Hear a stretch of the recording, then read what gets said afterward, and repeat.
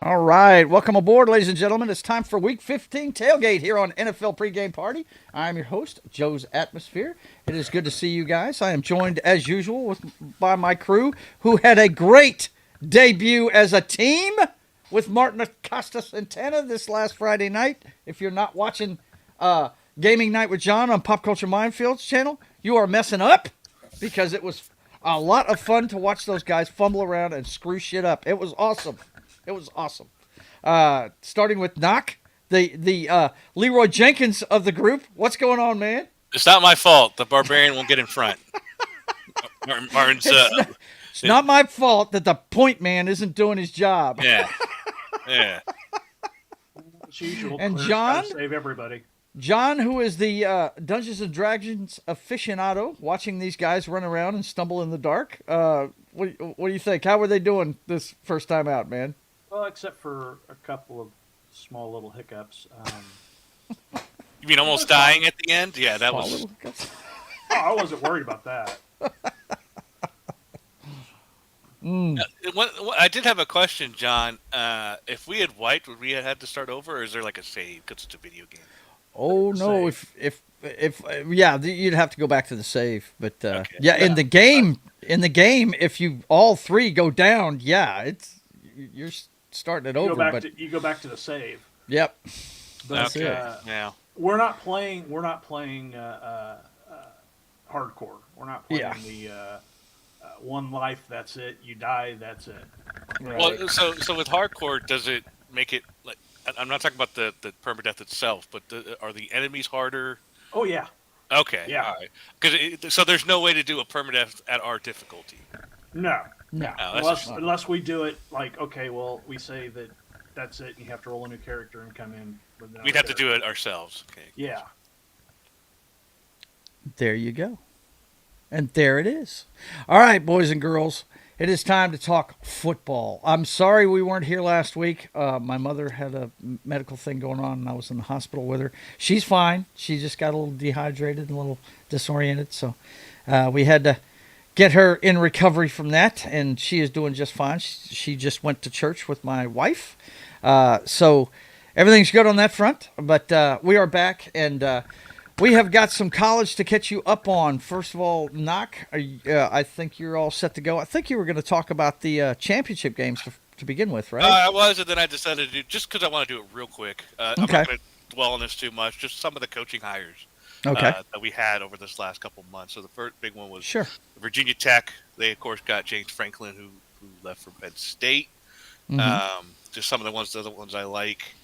You got Arkansas. They picked up the head coach from Memphis, who's had a lot of pretty good years with Memphis.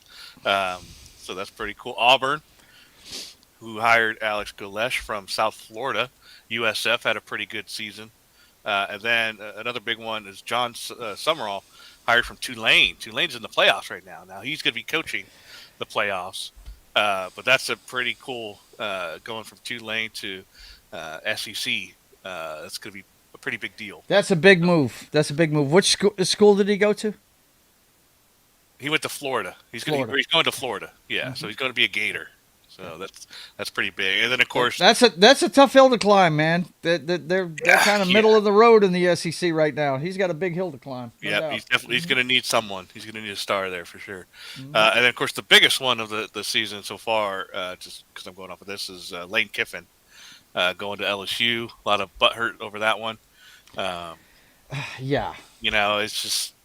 It definitely draws into question the whole loyalty thing, which I mean that's dead with money, right? That's been dead for years when it comes to money. So, yeah, and Ole Miss knows what they got with Lane Kiffin, right? I would think, when they hired him, they knew they knew he hasn't stayed anywhere from what I understand. He stayed with Ole Miss more than like any other school. So yeah, he's a mercenary. He's the Bill Parcells of fucking. College football. He doesn't stay with any place very long at all. The question is Lane Kiffin going to be able to turn around the LSU program? Yeah. Well, here's the thing. And real quick, let me say hi to Keely Chow. It's good to see you. He says hi, everybody. Good early morning from Hong Kong. You be safe over there, buddy boy. What were you just saying? I didn't mean to cut you off there. What were you saying? It's just that Ole Miss decided just to promote from within, going with their defensive coordinator, so he'll be taking over for the playoffs. All the JMU, their head coach got picked up. We'll see that in a second. Oh, that's actually the next one. He's going to UCLA, who had a bit of a story this season, but he goes from JMU. So JMU's head coach and Tulane's head coach are good. Their schools are allowing them to play in the playoffs because they appreciate their coaches and stuff like that. Whereas Ole Miss said, "Fuck you, Lane Kiffin." Well, here's the thing. Those coaches are moving to different conferences, correct? Yes. Okay. Ole Miss is in the SEC with LSU. They are rivals. And yes, they were fully within their rights to say, fuck you, carry your ass. Because, it'd be great for him to coach, but all he's going to be doing is recruiting for LSU the entire time. Why the fuck would they let him do that? Yeah, they sent him packing. Good on them. They should have done that. But to your point earlier, they knew what they were signing up for when they hired the man. They knew this was coming. You know what I mean? So hopefully they can keep their program headed in the right direction. As far as the LSU one that John touched on, they've already got a good program there. I don't think he's going to have to turn much around at all down there. Their defense was championship caliber, if you remember this season. They were in every game. It was their offense that couldn't click, and I'm pretty sure that's his specialty. So they're going to be really good next year. LSU is going to be. Go ahead, Knock. Yeah. Let's see here. North Texas, they get to hire someone because their coach went to Oklahoma State. So good for him. He's moving up into the Big 12. So all the best group of 5 teams, pretty much their head coaches were snapped up to go into the Power Conference. So that's pretty cool to see him climb up.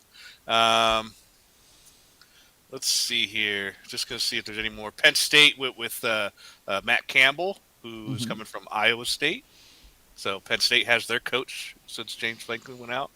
Let's see here. And that's pretty much. I mean, some of them were just basically just going up. I do like this one for Coastal Carolina. They got Ryan Beard from Missouri State. Missouri State, who had just come up from the FCS level and had a really good season. I think they're in a bowl game as well, even though it's their first season. Yep. So Coastal Carolina is getting pretty cool. He's an up and comer, as they say. So I'm hoping we'll see something from Coastal Carolina coming up. That's all I wanted to say about the coach. Just some of the bigger ones. Yep, hopefully that's cool, that man. Doesn't hurt Missouri State when they, since they'll be eligible for championship next year in CUSA. Is it? I think it's 2 years. Is it 2 years? I believe it's 2 years. So I don't think next year they'll be eligible either, unless something's changed. I'll look into that. But they could get a waiver. And maybe make it a year, but I think it's still 2 years right still now. 2 years? Okay. And this was their first year. Okay. So, so let's go over the the championship game weekend. Yeah. Just to see where we got. So North Carolina and Tulane for the American. This was win and you're in the playoffs, basically. And North Texas, unfortunately, made just too many mistakes, if I remember correctly. And Tulane just kind of ran away with it. The score looks a little more respectable than I think it was.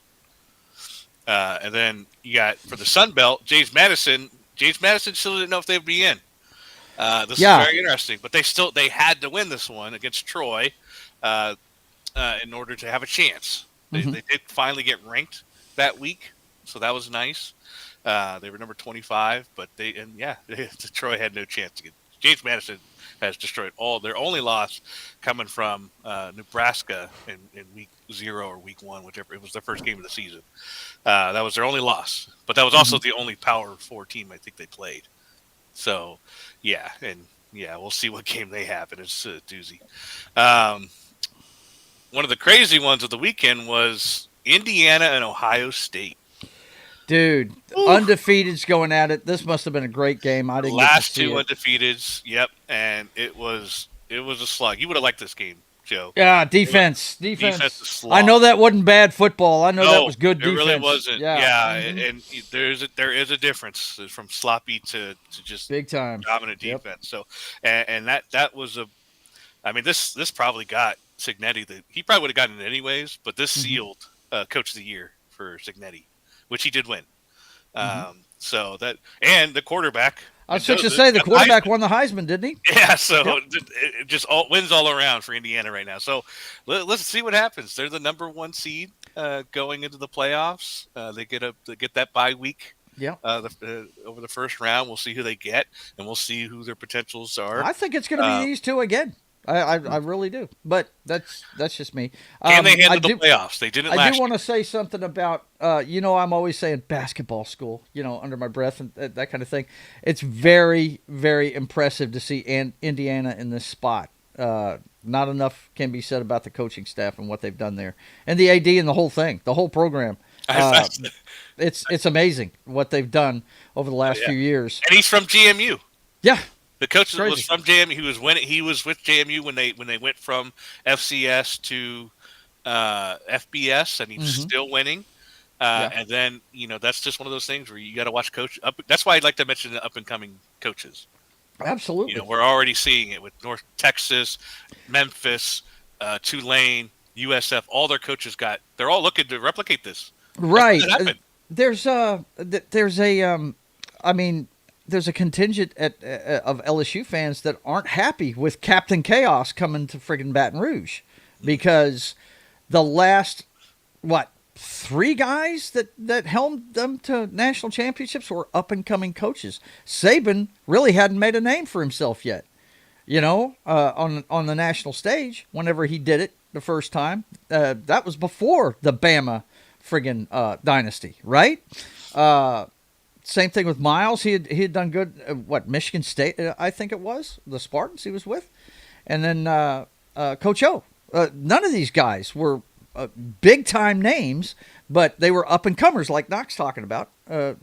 It's amazing to see these new guys come in with their ideas and stuff and really turn things around. Especially, it's funny, he was rooting really hard for Duke in the ACC championship game, and I felt like telling him only one basketball school can do well in a season. That's all that's allowed, right? But anyway, go ahead, man. I'm looking forward to. I want to see both of these guys go at it again. That's what I want to see, because I didn't get to see it this time. We'll see. We'll see in the bracket if that's not possible before the national championship. Right. We'll check that out. But yeah, great win by Indiana. Now Georgia, they romped. Kind of knew this was coming. I hated for you, Keely Shaw, and I know you're watching, but kind of saw this coming. Yeah, the tide was out in Georgia. You could feel that hurting in Hong Kong. Basically. A single voice cried out in terror in Hong Kong. As the tide was suddenly silenced. Yes. as it hit. What are those? I'm blanking here. What is the partitions that block the sea from hitting the town? What are those called?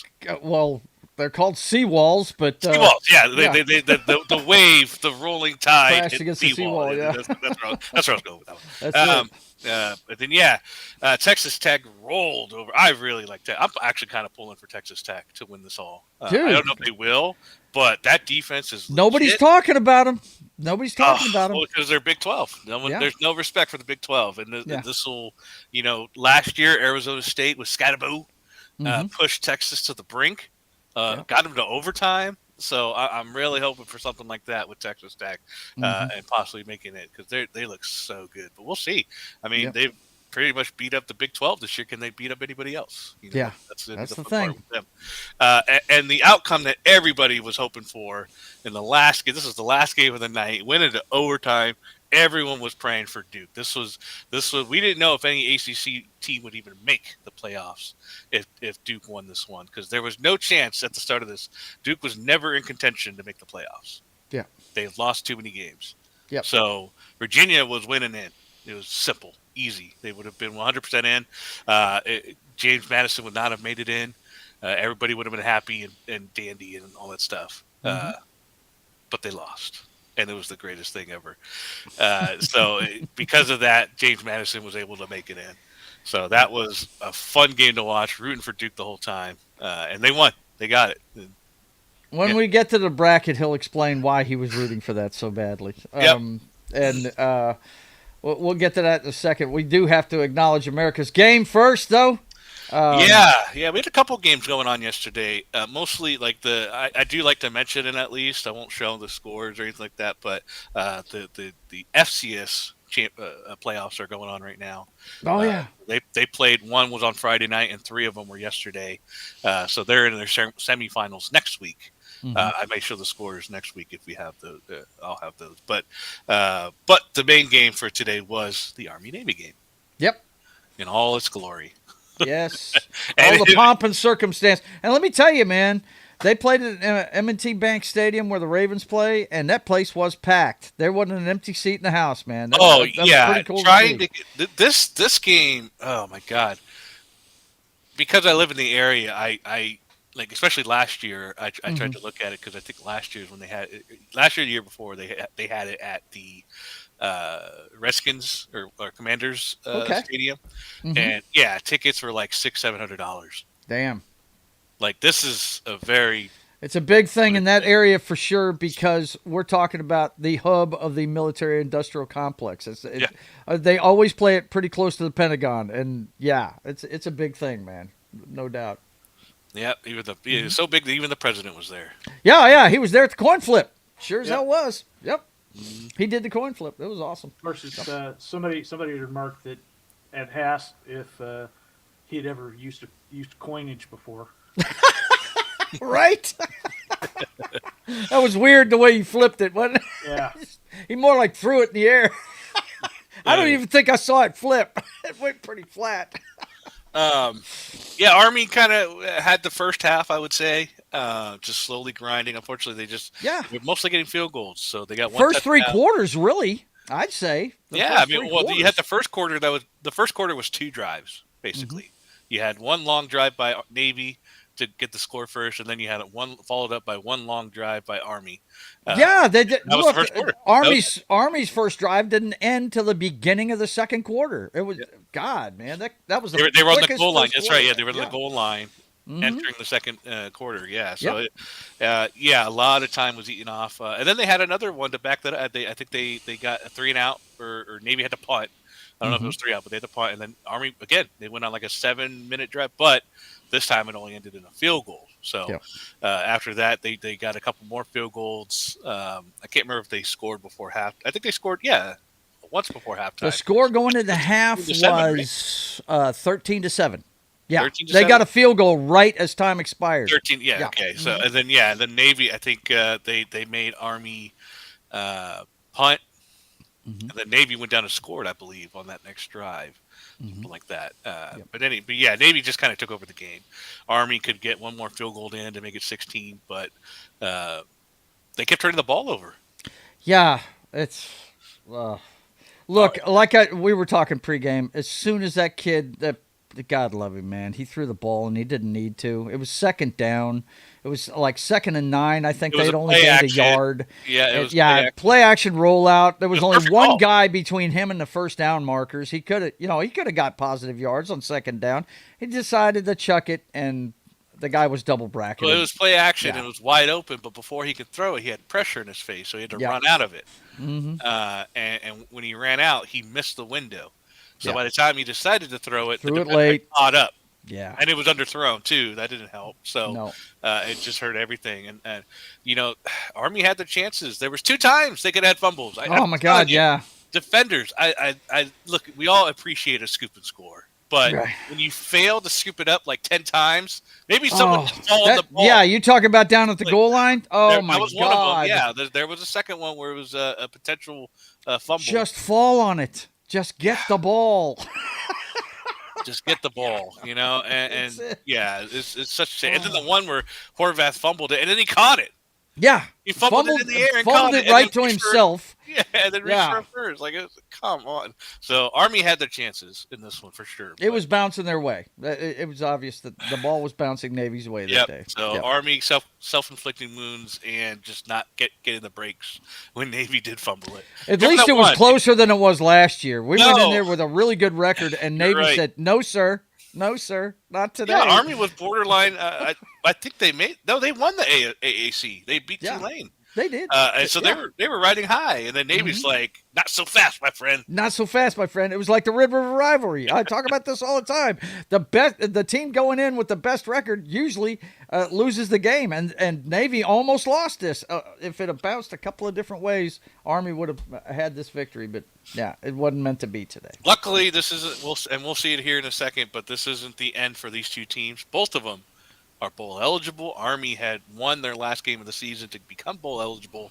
If they had won this one and it was their 6th win, they wouldn't have been bowl eligible. Both of these teams have already taken care of business to do that. So let's go. We've had them here in the last couple of years at the Independence Bowl. We're not getting them this year, but I didn't go last year because I didn't want to see them beat my LA Tech Bulldogs to death. So, okay. Let's see the bowl picture, sir, and then we'll take a look at the bracket. Yeah, so one of the first bowls was the Bucked Up LA Bowl. This is the one that's hosted by Gronk. This is Gronk's bowl. He's not doing it. Joe sent us the article yesterday, so this won't exist anymore until if someone sponsors it, it'll be back. But for right now, it doesn't have a sponsor. So they played it at SoFi. Yep, they did. Yeah, they did, and it was Boise State and Washington. Boise State got beat up. They couldn't do nothing. There was just bad play on this one. So hey, you just had a down year, man. What you gonna do? Well, we won our conference. So we won our last year in the Mountain West. We won the Mountain West. Yeah, so but it was a rocky year. Well, our quarterback got hurt earlier in the season, and then it just kind of went downhill from there. So we had like 3 or 4 games without our quarterback, and we pretty much lost like 3 of those games.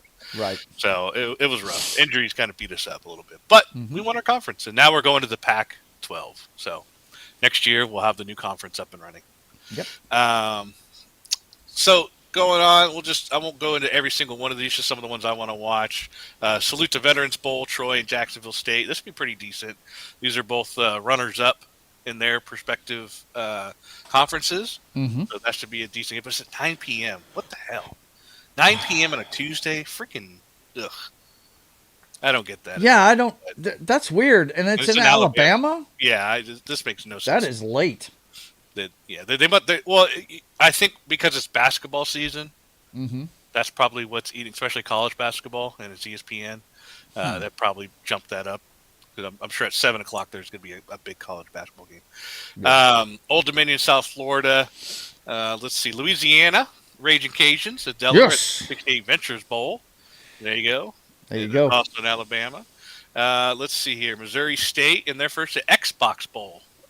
Which I'd never. The Xbox Bowl. What is this? That article you posted, Joe. This is also. I think this is like a 1-year thing because I don't remember this last year. But okay, they're not going to continue either anymore because Microsoft is cheap.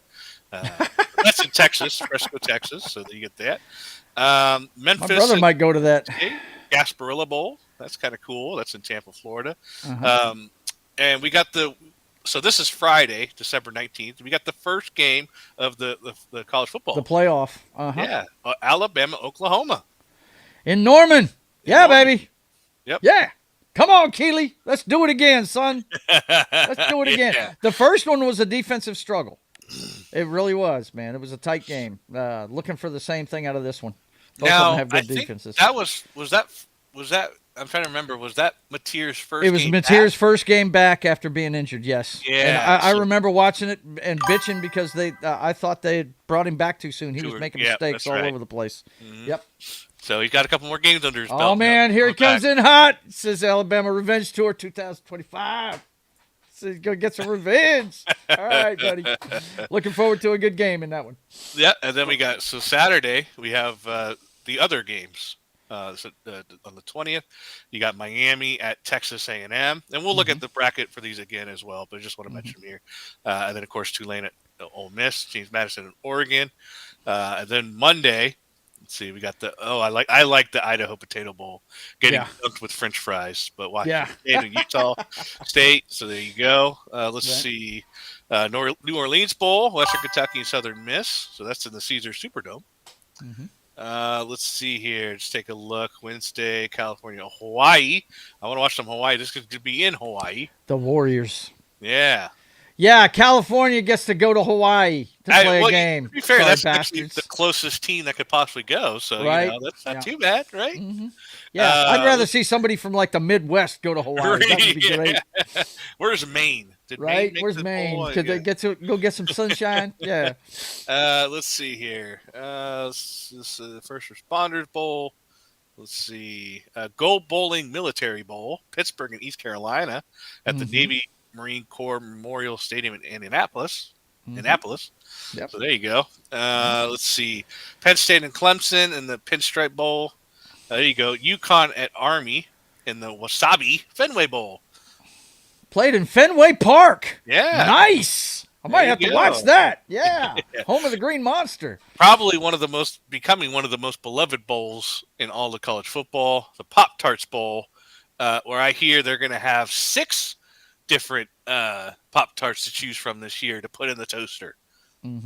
So that's going to be, this is 100% becoming one of the better bowls. Yeah, the mascot and everything's cool. Yep. The Snoop Dogg Arizona Bowl. There you go. What's up? Let's see. North Texas at San Diego State. This actually might be a really good game here. The New Mexico Bowl. Let's see. The Taxslayer Gator Bowl. Johns, Missouri's going against Virginia in the Gator Bowl. Okay. They were in the ACC championship game. Wow. LSU at Houston in the Kinder's Texas Bowl. There you go. Oh, shit. I'm going to have to tell my brother. He might be able to drive down to Houston and see that. Yeah. There you go. Cool. Let's see here. Kind of look at some of these other ones. Stop. Oh, right sorry. There it is. Technologies Independence Bowl. Thank you very much. Carolina, who's getting a new head coach, and Louisiana Tech in the Independence Stadium in Shreveport, Louisiana, and I'm going to go to that one. I'm going to get a ticket, and I'm going to go, and I will let you guys know how it goes. The more I learn in college, the more I understand how, especially in college football 26, how many players are from Shreveport, Louisiana. Yeah, there's a lot. Look, the state of Louisiana, there's a reason why I think it was Les Miles when he first got the job. He said, look, we don't have to recruit outside of Louisiana. We've got plenty of good athletes right here. You know what I mean? Four-time Super Bowl champ Terry Bradshaw's got a road named after him here. I mean, we have a lot of great athletes. There's got to be some high schools that have like college-size stadiums. Oh, there. Bud, Dak Prescott just bought Houghton High School all new facilities. He spent $2 million on a bunch of shit for those kids down there where he went to school, and it's right outside right outside my city's city limits. Yeah. There's a lot of great athletes from here, dude. Yep. It might have to be a trip for me someday. So yeah. For sure, go to a football game. That's it. You ever want to come to the Independence Bowl? You got a couch to sleep on, dude. You don't have to get a room. You know that. Liberty Mutual Music City Bowl. Liberty Mutual. Liberty. Yep. Let's see. Oh, yeah. USC and TCU in the Valero Alamo Bowl. There you go. ReliaQuest Bowl, you got Iowa and Vanderbilt. Might be a decent game. Tony the Tiger Sun Bowl. I like watching that one. Arizona State at Duke. That could be a good game. Michigan, who's having their own controversies. I'm actually kind of shocked they're even playing this game. But Jesus Citrus Bowl, Michigan at Texas. Let's see here. And then, of course, you got Ohio State waiting for their guy.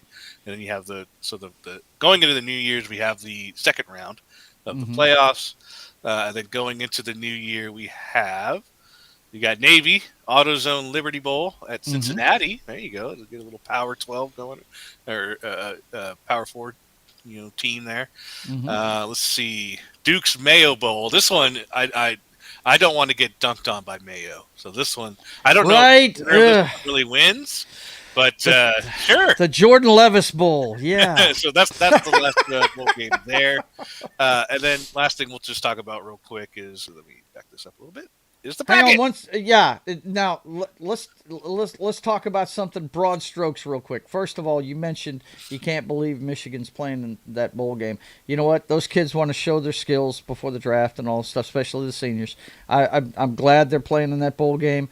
Who cares what's going on with that head coach? Unless they're a first rounder. They don't play these games if they're a first rounder. But you understand what I'm saying. There's guys that want to play football past their college days, and plus, some seniors want to play their last game. You know what I mean?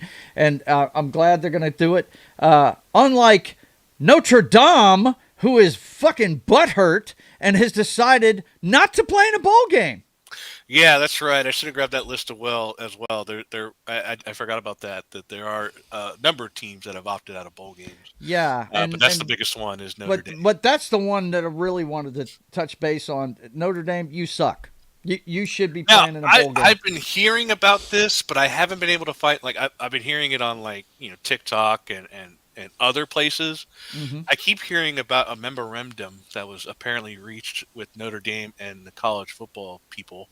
That if they're in the top 12 in the next 6 years, they automatically get a bid. What? I haven't found that officially yet, so I don't know if that's true or not. But if it is, that's bullshit. It is bullshit. Like, how about you go join a freaking conference? How about that? How about you beat Miami? How about a bunch of pansies? And I've seen their schedule for next year, and they play Miami again, but they don't play them until the middle of the year. I wonder if that's on purpose. Who knows? Their schedule is weak as fuck. I saw that schedule. It's dude. Weak. It's going to be weak as fuck every week year. They play academies half the year. They play Rice week 1. Like, come on. Their schedule is garbage. They treat the entire season like it's preseason. Yeah, that's what they do. Yeah, it's like watching a basketball team, right? Yes, a premier basketball team. The regular season doesn't even matter. It's just they're just there to exist until the playoffs. So I like Notre Dame, but I don't like the way they handle their scheduling and stuff like that. They bitch about it. Yeah, and then they bitch about it when they don't make it. Well, guess what? Try handling up and winning your games and play some better competition. Then you'll have the strength of schedule points to get over a Miami loss. Sorry, James Madison isn't better. This is, they also won their games. They won their games, and they met the criteria to be that team. Now personally, one thing that college basketball does, and I learned this last year, is their bubble teams. They play each other. Imagine that. I think if you have 11 through 15. Like play each other for just 1 week. Those ones that win are in, or something like that. Yeah. I'm sure they can come up with something, but then they're. So I like that idea. I don't know how feasible it is. I know one thing they need to do is they need to figure out the scheduling for the transfer portal and all this. This whole garbage with players and coaches leaving their team before the playoff. Lane Kiffin's everything. This latest thing with Lane Kiffin has put a huge spotlight on it, and I think they're aware of the fact that they've got to change the portal and coaching windows. It's got to happen after the playoff. If you're going to have players that are getting these millions of dollars, they need to be contracted for these games. The NFL, there's a reason why you can't make any roster moves except sign free agents if you need them for games in the NFL. Right. Because they know it's going to fuck everything up. You can't do it until after the fucking Super Bowl. You can't do it. Yeah, So, hopefully they work these out. I mean, and this is all a new process, right? Because there's just a yeah, lot it of is things. new. Do you really expect a coach to leave their team going in the playoffs? Not really. Not really, but in if you Lane have group of Kiffin's five, case, you got and you got group of five. Both of the group of five coaches are leaving. Yeah. James Madison and Tulane are leaving, but their teams just happen to like them and are letting them stay. As we mentioned earlier. So until the playoffs, it's not just that they're not going to the competition, the direct competition. They're going outside of the divisions that they're in too.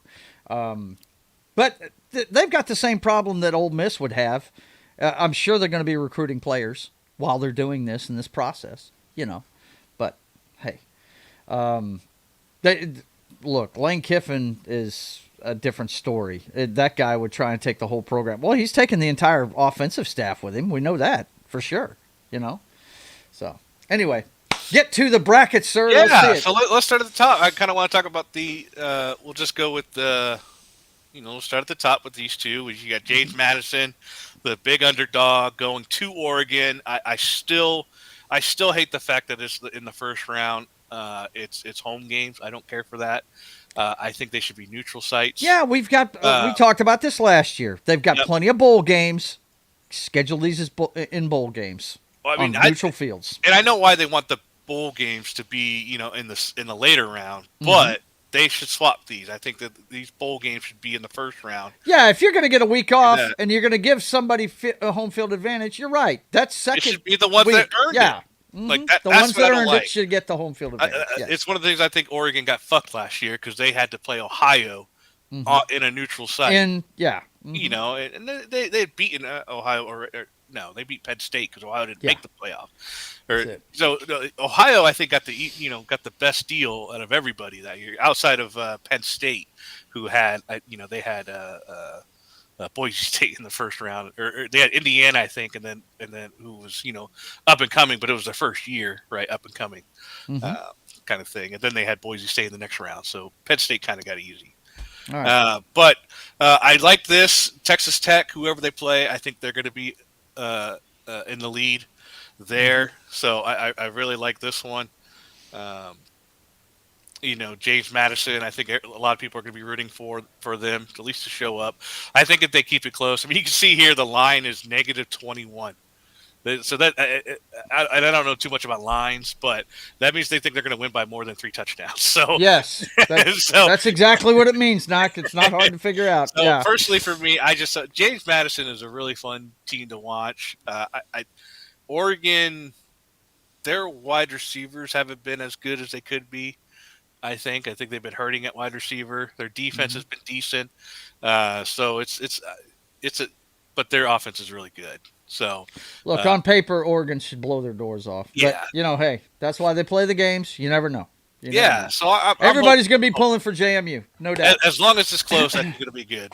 And then they got to face Texas Tech in the next round. We need to see real quick before we move on. We need to see a Tulane or a James Madison make some noise in the first round. We really do, because eventually, if this continues to happen with these teams not getting to the second round, they're going to change some of this stuff to where a Notre Dame gets in over them. You know what I'm saying? I mean, so they need to show up.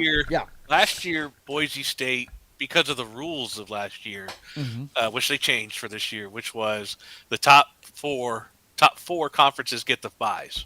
Right. So this year they got rid of that, so it's just the top 4 teams in general get the bye. But that's why Boise State was in the second round in the quarterfinals last year, and then they lost to Penn State. But it wasn't too bad of a game. Unfortunately, Boise State's defense couldn't really handle, especially that tight end, who's I think that was who's now on. My point is that they need to show up in these games, and hopefully one of them wins one. To make it relevant. Yeah. And I think we know who the better of the two might be here in a second, but we need a 7. What was it that year? It was 7-9 division champion Seattle Seahawks to host an 11-5 New Orleans Saints team and beat them. That's what we need. We need something like that to happen to make it relevant for these teams to join the tournament. Okay, I think go at ahead. the very least they Said my just need piece. to make it close. But yeah, it Yep. would be nice to get a win. Mhm. Alabama and Oklahoma, we already kind of touched on this one. The winner gets to go to Indiana. So Oh my God, Keely not Chow, to Indiana, but they go to Keely- they face Indiana. Keely, So. go. We're gonna go ahead and forfeit this game. You guys go ahead. Oh, I'm a little God. worried about this, to be honest, with Indiana. I don't Mhm. know, man. Something is suspect about Indiana. Nah. Had a great year. They're a basketball school. Whatever, dude.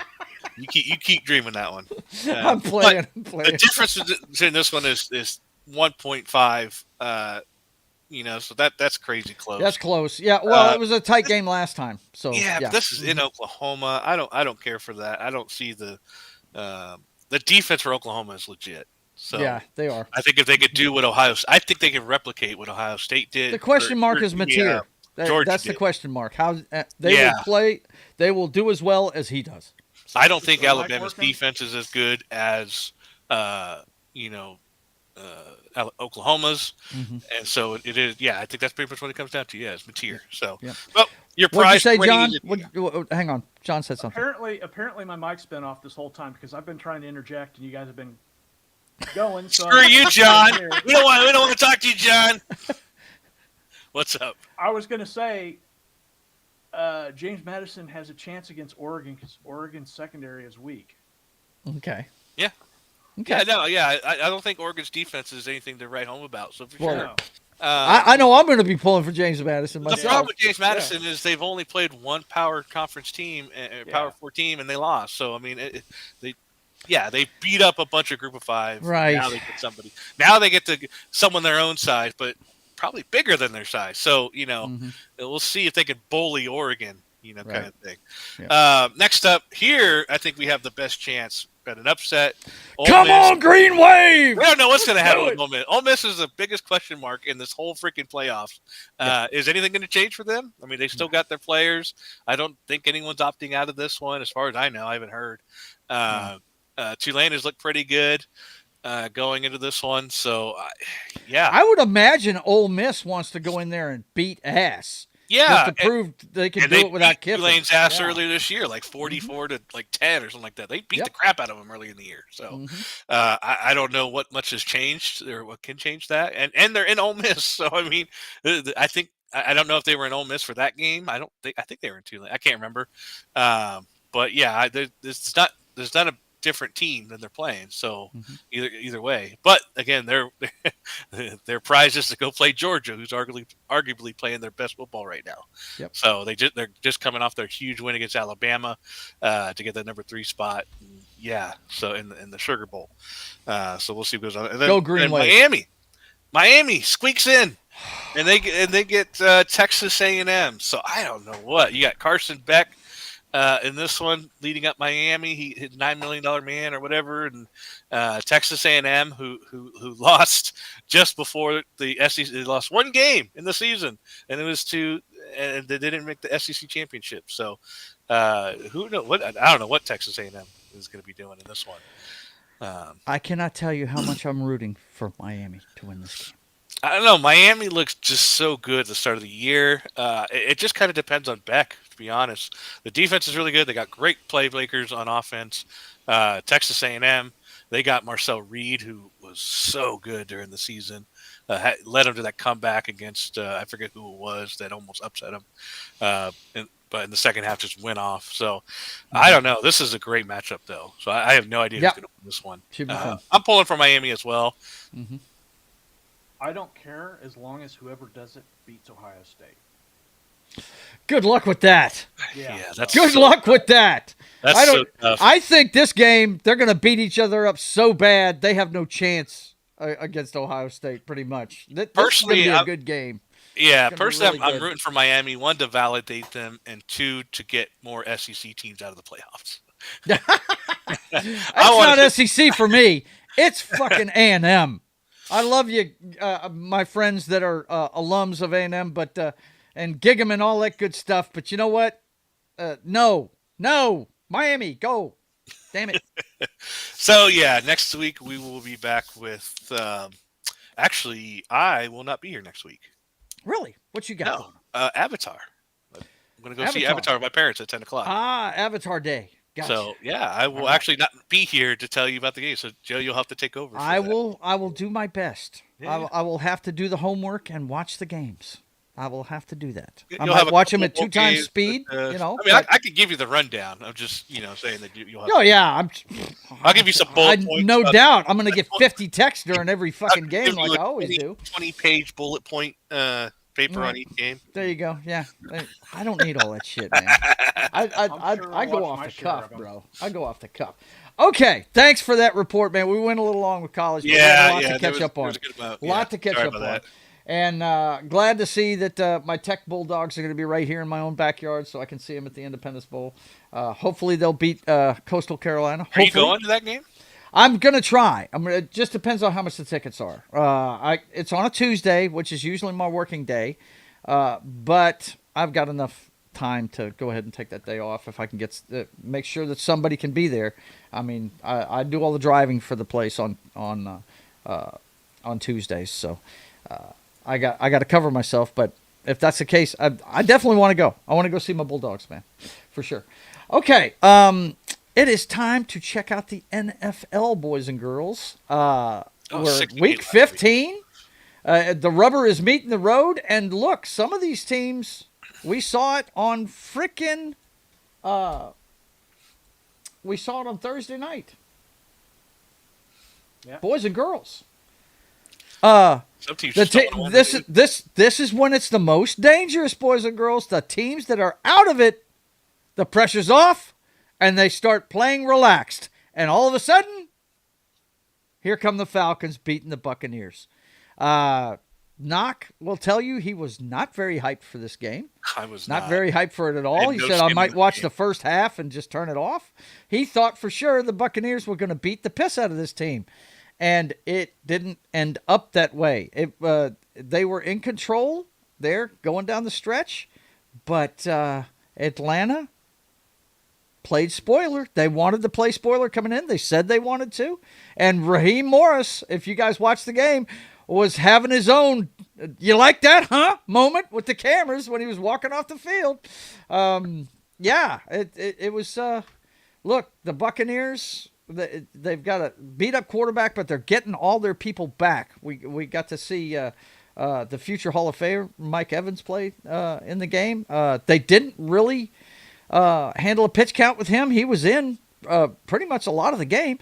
Godwin was back, and the rookie was showing out. But here's the deal.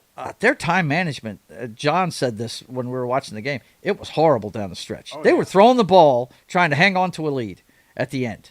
And I believe they had a 2-point lead, and all they had to do was hang on to it, get a first down, and they'd pretty much kill the game and kill the clock. And right before the 2-minute warning, they throw the ball twice. And I was like, what are you doing? It was horrible clock management. And to their credit, the Falcons battled on and got in field goal range, and their guy got it. Thoughts on this one, Knock? Well, it was a 2-point game because they couldn't convert a 2-pointer, I think it was. Yeah. The Falcons? Yeah, the analytics thing. Yeah. They went... Okay. This is the way it went down. They scored a touchdown. They went for 2 to see if they were going to have to go for 2 again. The fucking mentality that I just don't understand. It was 28-14. Kick the extra point, and you got 28-14. They scored, and they would have just had to kick an extra point here, but no, they went. They had to go for 2 the second time around because they didn't make it on the first try. So they didn't make it. They're down by 2 because they didn't kick 2 extra points. Would have been tied. That's all I'm telling you, analytics freaks. Anyway. To be fair, though, when you are playing with when you're out of the skin, right? When you're out of any playoff talks, are you really playing for a tie to go to overtime? At that point, does it really matter? In the immortal words of Herm Edwards, you play to win the game. Which is what they were doing. Yep. I mean, if you think about it, that's what they were trying to do. They weren't trying to play to tie. What you're saying is play to tie. You play the That's tie. that's all I'm saying. You played a tie to put yourself in position to win the game. If you could go for the killer shot. Oy. Did they get it the first time around, buddy? You go for 2 when you have to. It would have been different if they'd have kicked the extra point. They come down there. They're within 1 point of tying. I understand going for 2 there to go for the win. But going for 2 the first time around when you're trying to catch up. They don't have to do it later, though. When you're trying to catch up, knock, is my point. It makes I get no your sense. point, but my point no is that they make it so they don't have to do it the next time. So that the next time, all they have to do is kick the extra point because they've already gotten that 8 points. So I'm not saying I agree with it. I'm just saying why they do it. It's stupid. Anyway, go ahead. Yeah. Tell me what you thought. Let's see who won the game. Oh, wait. So, yeah.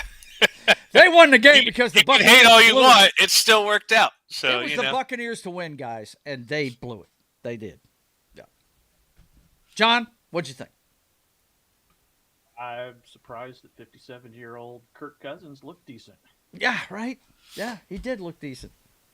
Pressure's off. He was throwing to that unknown tight end. I mean, you know, 3 touchdowns. So mad this didn't happen during my fantasy season. But it happens when it doesn't matter anymore.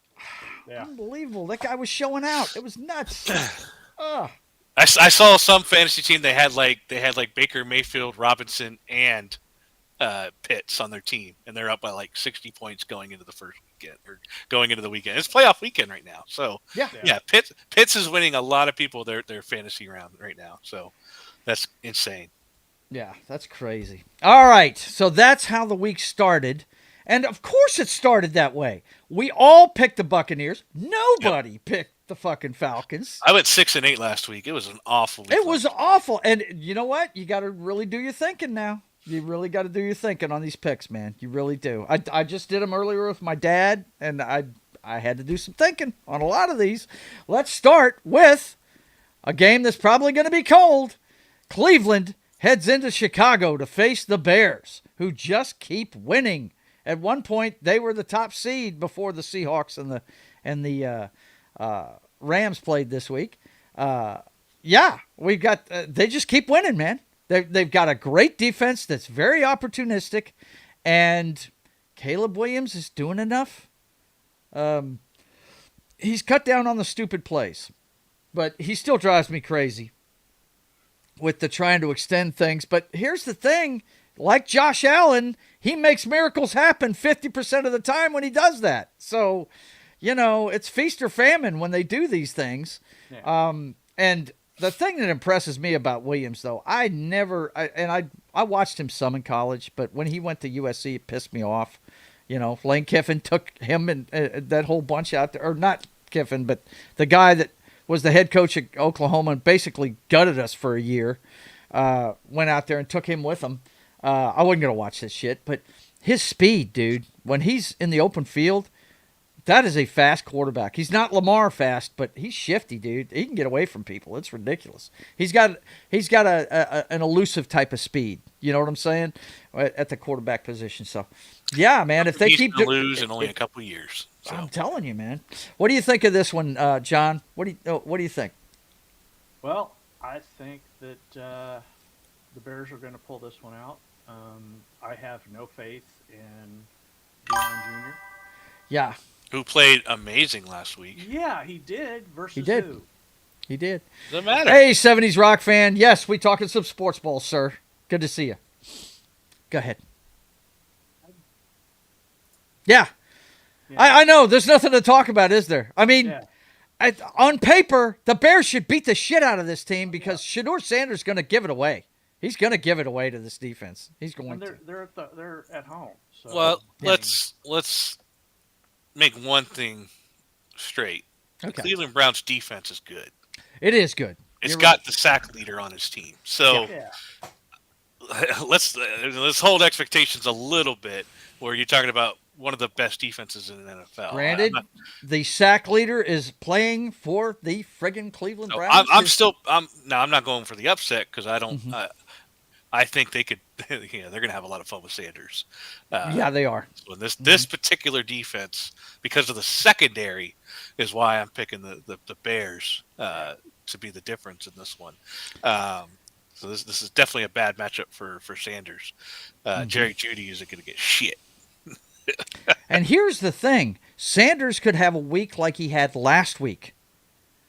But the Bears secondary, instead of one Peanut Tillman, they got 4 of them out there that That's love to crazy. fucking take the ball away. So crazy. And, yeah, so he could have a fantastic game, and it still turn into a turnover fest. I mean, it's something else. Watching, if you haven't watched the Bears play this year, the offense will drive you absolutely bananas, but the defense will make you go, "Whoa!" They do this every week. What the hell, man? I've got Chicago in this one. I'm sure you two do as well. Yes. So I'm going to go ahead and mark that for you guys. Next up, we've got the old Browns against the new Browns. Or no, it's not Cleveland. We just talked about Cleveland. It's the old Browns, the Baltimore Ravens, at the Cincinnati Bengals. I want to hear your thoughts on this one. Starting with Knock, what do you think of this one, bro? I was expecting the Ravens to run the table with Lamar back. There's just something off with him. Yeah, I think he's hurt. I don't know. He's just, they can't rely on Derrick Henry. I don't know. It's got to just be that O-line. I don't know. I haven't watched too much of their game, but, Flowers, their wide receiver, is a beast. That guy is so shifty and fast, and he's a star. But Lamar's having trouble getting the ball. They get touchdowns taken away for ridiculous reasons. That whole 3-step thing in the end zone, just I don't know. When you need 2 feet on the sideline in order for a catch to be made, but 3 feet in the end zone in order for a touchdown. This is the first time I've heard 3 feet. Now, no, that's always been a thing. But I think I don't think it was enough on that one. It's 2 feet in a football move for a catch. That's what it is. It's been 3 feet. It's not 3. No, it's not. No. It's been bullshit. You find me an instance where they said that. Oh. You go find it for me. It's in the rule book, bro. It's not in the rule book. It says 2 feet down and a football move. That's what it says. And him extending out away from the defender is a football move, I would imagine.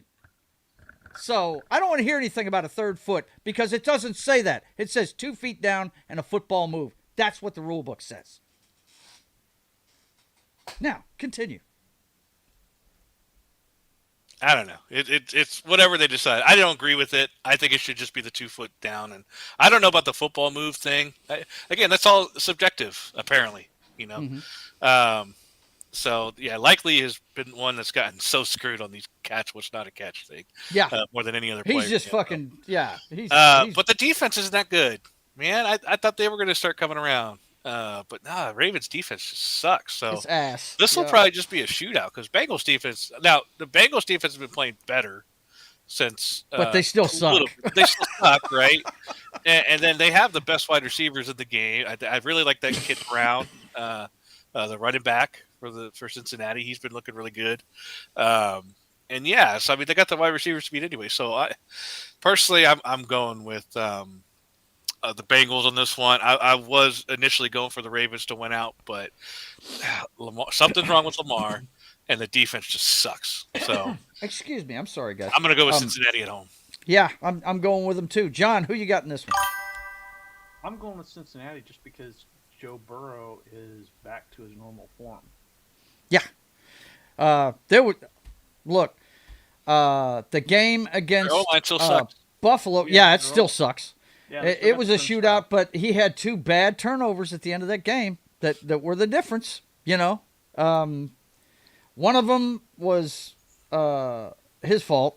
He didn't see the guy, got undercut. But the second one, what can a quarterback do about a ball that's punched up in the air? I mean, there's not much he can do about that. The week before that, he was lights out, man. So. I want to mention one thing just in general. How many freaking tip balls into interceptions have we seen lately? It just seems like wide receivers suck all of a sudden. I love Brian here. He says, what Joe said there is completely wrong, and he obviously doesn't understand the rules. Now, this is a guy that doesn't even watch football. talking about me knowing the rules. Yeah, honestly, when it comes to catching in the NFL, nobody knows the rules. Nobody knows. That's because it. they're never consistent. That's the problem. They aren't. Me and Joe can argue about this all day. Right. Neither one of us can be right or wrong because the whole reason why we're arguing about it is the fact that they're so inconsistent. That's it. Yep.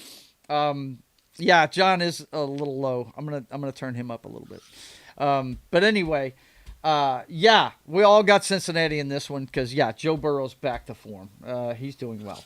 Okay, next one we got to talk about here is the Cardinals versus what's that? Do we? Well, we don't have to talk about it long. The Arizona Cardinals against the Houston Texans. Does either one of you have a reason not to mark the Houston Texans on this one? No. Okay. Not really. I do like how Arizona's been fighting. Like they always do. That is their history. Brissett has that guy. Just having him as a backup has got to be a godsend because anytime he's backing up, he always ends up playing, and he always ends up doing pretty good. Yep. But the team he's on is usually just not that great. So Brian, that's exactly what it is. He says it sounds like goalie interference in hockey. No one knows what it is anymore, and it changes from minute to minute. That's exactly the same thing. Yeah, that's the catch in the end zone. Brissett isn't the backup anymore. He's the starter. He's the starter. Yeah. Oh yeah. I have seen an article of like, hey, is Kyler Murray going to be back next year? Yeah, I think they put him on IR, didn't they? He's done for the year. He got surgery, I think, or something like that. And they're gonna be fighting, but this thing's at home, and that pass rush of the friggin' Houston Texans is just so spot on. If you want to learn, John found out last week. Oh my God, man! Yeah, it's tough, man. Those guys are tough. It doesn't matter who you are. They'll go as far as Stroud takes them, though. Yeah, that's a fact. It depends on how he plays. His mind's got to be right? John, you got anything else you want to say about this one? No, just Texans defense. Yep, that's it. Too good. Yep. I feel like the Texans are in a really good position where they have, no matter who they play at quarterback, I think they could still win games. Yeah. I think for me, Stroud just gives you the bigger opportunity for the bigger plays. Right. Where David Mills is more like manager. Here's the thing that's more important for the Houston Texans. That the wide receiver. Collins? No. Nico Collins? Yeah, that's it. Yeah. I'm sorry. You're right. I couldn't think of his last name. Did I say that? Yeah, you did. Nico Collins has to be playing. That's when they start. That's when Stroud doesn't have him. Because let me tell you something, guys. One thing that I've noticed in a lot of football these days, wide receivers run their routes and then they just stand there. Nico Collins does what you're supposed to do. If you run your route and you see the quarterback is still trying to look for people, you come back to the quarterback. That's what you're supposed to do. And he does it better than anybody. That's why he gets open all the time.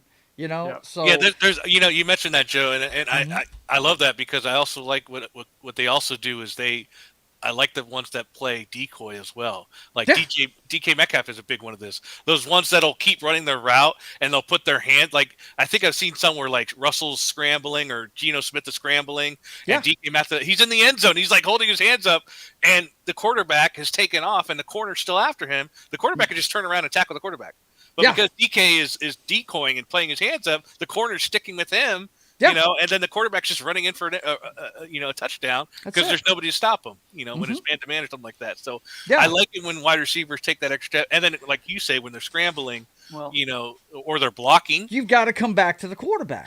You've got to help him out. Selfless wide receivers are pretty far. Yes.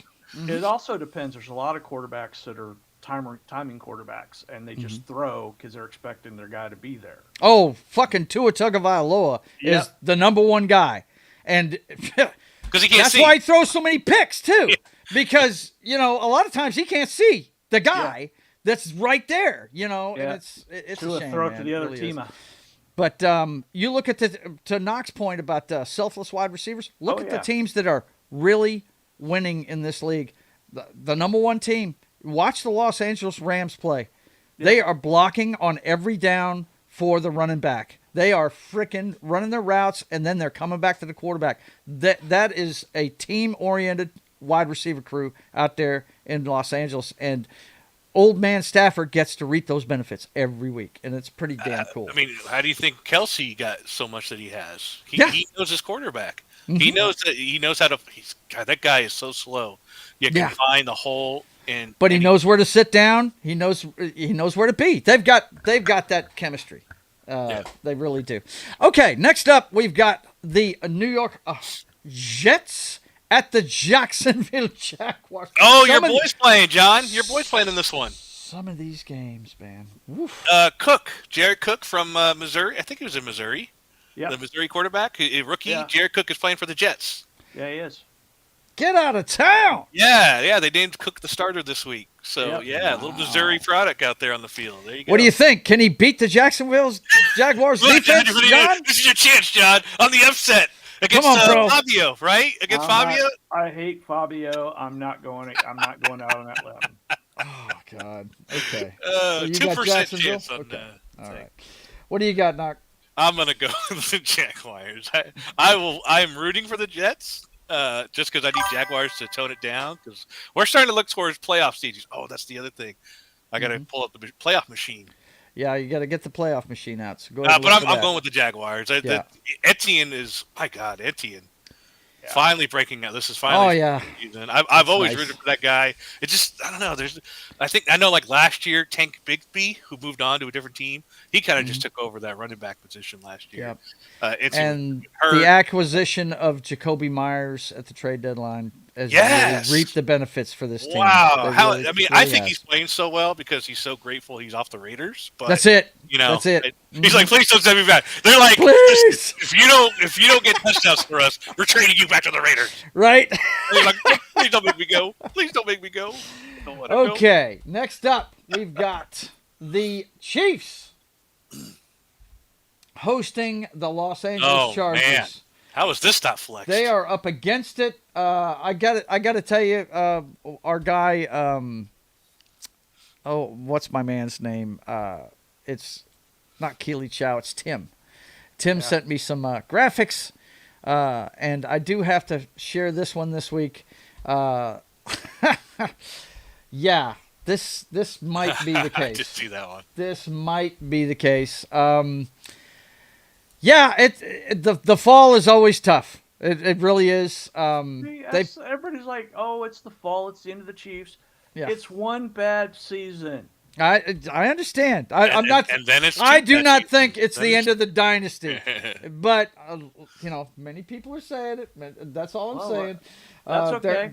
But this is the deal. You know me. I understand where you're at. I was a big Patriots fan when Brady was there and all that stuff. I still am. I'm a big Patriots fan. Period. But Chiefs still living rent free in their heads. That's it. Hey, what you gonna do? We've had some good times, right? But as long as Patrick Mahomes is there, they're always a threat to do damage. But today they take on a Chargers team who is having to rely a lot on Herbert's legs and throwing, and very un-Harbaugh-esque football going on in Los Angeles right now. And it's because of the the offensive line woes that they have. They have a lot of injuries on that line. I think the Chiefs will bounce back today. I think that they're going to go out and they're hanging on by the bottom rung. They don't want that playoff window to close, and I think they're gonna try and win out. And I think it starts today with the Chargers. Knock, what do you think of your division rivals going at it today? So I've gotten to the point where I don't switch my picks the day of. Yeah. So I did pick the Chargers to win. Okay. My concern now is, one, Herbert is hurting. Yep. If they see it on his hand, it'll go away. And two, their offensive line is destroyed, and you got Chris Jones on the other side. Mm-hmm. So now the Chiefs are literally playing for the. If the Chiefs lose, they're legit. They're gone. Yeah, for this season, they're gone. Not even like, there's still small hope of Jones. No, they're legit eliminated. This is it. They have to win out and get some help. And the fact that they're at home, I'm leaning towards the Chiefs, but I'm going to stick with the Chargers right now. Mm-hmm. Just because I think their defense is pretty decent. They have one of the best pass defenses. Yeah. Their pass defense is insane. And I think their offense, one of the reasons their running game hasn't been their main guy got hurt. Yeah. Their main running back, but I do think they got some people. They got the rookie back there, Omari Hampton, I think his name is, who's really good rookie. So I think they can still run the ball. Maybe I think they're going to need to get some pressure off of Herbert. Herbert is one of the most sacked quarterbacks out He there. He is, and he's having to run now. He was the leading rusher the last game. Yeah. So that's not good. Herbert's a pocket quarterback. He doesn't need to be out there running. And it's I'm just. I'm a Herbert fan. I enjoy the kid, but he's doing things he shouldn't be doing. John, tell me about your team and how they've got to fight out of this hole, dude. This is it. This is the last. Well, it's not the last chance. It's the beginning of the last chance for us. Yeah, pretty much. Because many dominoes have to fall for you to get in this year. Yeah. But so it's just I still think I'm still going to pick the Chiefs. Mm-hmm. Not just because I picked them too. I think they're going to rally today. Yeah, and like I said, Chris Jones last week played like a man possessed, even though we lost. Yeah, you can't blame it on him. Yeah, we lost because everybody dropped the damn ball. I was fixing to say, they were out there playing volleyball while the other team was playing football, and it was bad. Yep. Holmes was putting them right on the numbers, and they were dropping it. So this is last week's loss was not on Mahomes, and it wasn't on the defense. No, it was on Kelsey, and it was on the guys that you can usually bank on. Your receiver, Rice, that you Brown was missing. Yeah. Now, our problem is we've got a piecemeal offensive line right now on the left side. Mm-hmm. We just brought up a rookie that I really like, Poe, or Powell, whatever his last name is. Not Poe. But he looked good last week. Mm-hmm. We played him last week. We've got another rookie we're bringing up that looks pretty good. It's going to be his first game in the NFL, so we'll see how he does. This is a just catch the damn ball, right, John? Yep, just catch the damn ball. That's it.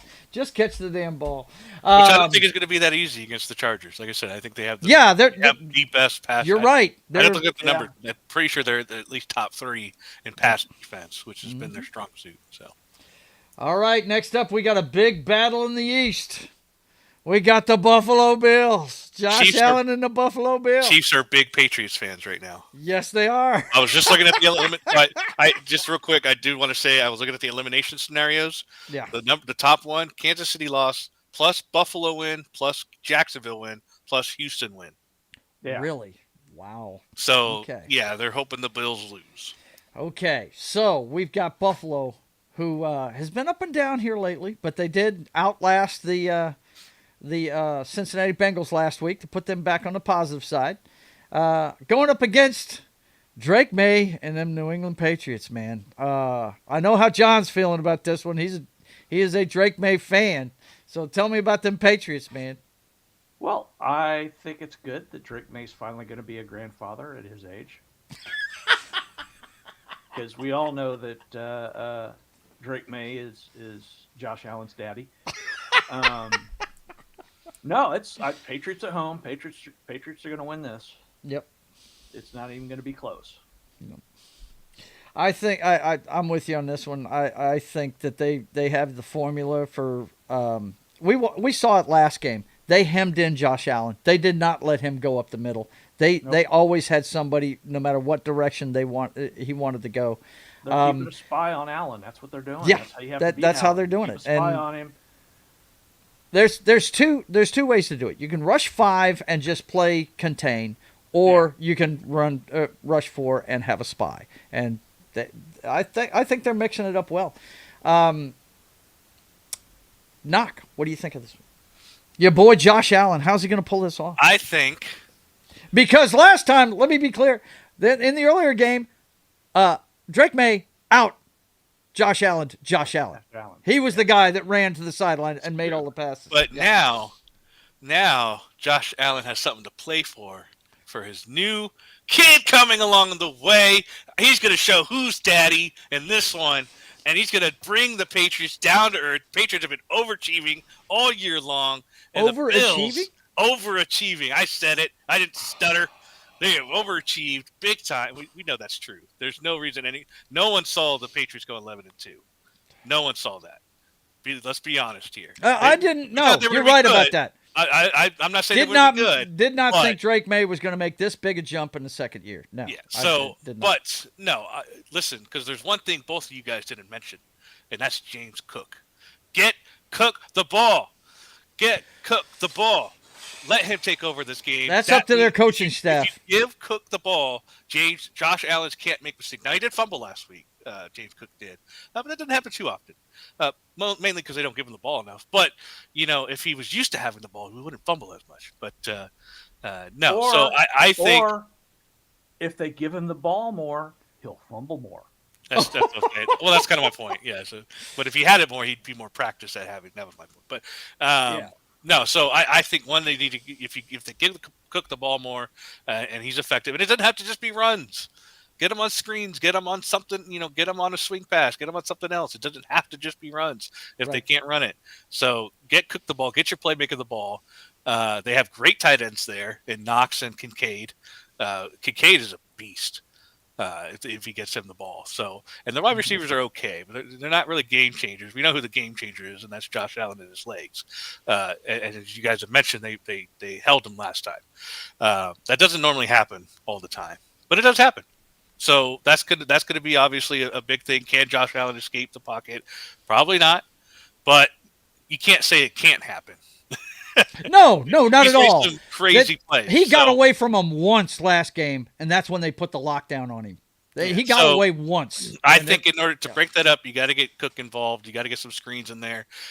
How do you go against pass rushing? Is you get rid of the ball quick, and you get draw plays, screen plays, something that keeps the outside those edge guys back. Instead of them just the Kansas City Chiefs offense. Yeah, gotcha.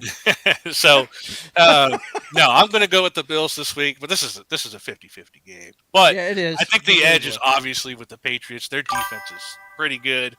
Drake May is playing out of his mind right now, but I think the Bills are going to want to make a point with this one. But both teams want to make a point. Honestly, this is a good game. I do think the edge is Patriots, but I'm gonna go with my man, the newly minted father. Congratulations to him. That's crazy. Who just gave Drake May his first grandchild? Yeah. Okay. I'm just kidding. Look, one thing you haven't mentioned is the New England Patriots rushing game, and that's where Buffalo's got to start because unlike the Buffalo Bills, the coaching staff of the New England Patriots hands the ball off to their stable of running backs. So, they're going to have to start right there because that's what everything goes off of. All those runs to the sidelines start with play action. So, they're going to have to stop that. And guess what? The coaching staff is not going to not give it to Stevenson. Okay, they're not going to do that. Is Diggs healthy? I don't know. I tell you right now, I couldn't name. Excuse me, I'm sorry. I couldn't name a wide receiver for the New England Patriots. I couldn't name one. He spreads the ball around so much. I know Diggs is on that team, and I know Hunter, the tight end. The tight end's really good. Right. Buffalo. If you want to win today, do what Knox said. Get it to Cook, and run the ball and stop the run. You'll win today. But I just don't know if they can do that. I don't know why they can. Well,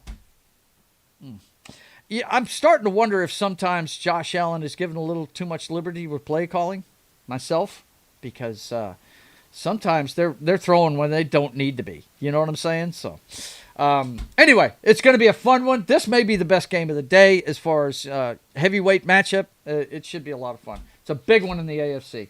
Everybody in the country, other than Patriots fans, are rooting for the Buffalo Bills, unless you're a Kansas City fan who needs Buffalo to lose. So, anyway, let's move on. We've got, oh my gosh. Now this, I was looking at this one earlier today.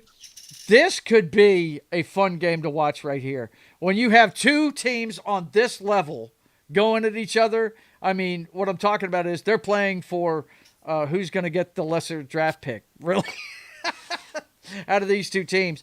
And I'm not sure, is Jaden Daniels going to start again? Or are they going to put? He's out for the season, I think. They dropped him finally for the season. Good. I don't know for Connie the season. Cleary is here. I know he's out for this game. Hi, good to see you, young lady. Good to see you. So Mariota took all the snaps this week against Jackson Dart, who's playing and who refuses to run out of bounds, no matter how hard he gets hit. Of course, I think the big problem with Washington this year is their aging defense. I love their middle linebacker. He's going to the Hall of Fame, first ballot. Mr. Wagner, I love him to death. He was the quarterback of the Legion of Boom back in the day. Love him to death. But 57-year-old Wagner needs to retire after the season. He just doesn't have the step anymore. He's in on every tackle. Don't get me wrong. I mean, and he's the emotional leader of that team, but they are way too long in the tooth on that defense, and it shows. I Wagner, the one that picked off Bo Nix? I believe he is. Yes, absolutely. I mean, he's still got that. Look, the mind is still there. I'm just saying the body, it really isn't. So I think that I picked Jackson Dart and the Giants to win today. I think their front four can get after Mariota. I think that's going to be the difference in the game. And I think they're going to beat Washington at home today. John, what do you think of this one?